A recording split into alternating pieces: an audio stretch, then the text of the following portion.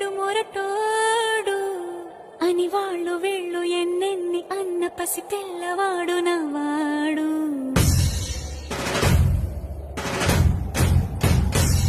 వీడు ముండోడు అని ఊరు వాడ అనుకున్న గాని మహారాజు నాకు నవ్వాడు.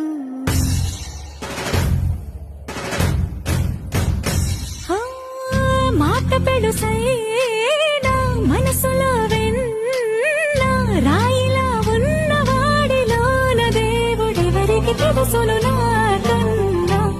సూసేకి అగ్గిరవ్వ మాదిరే ఉంటాడు.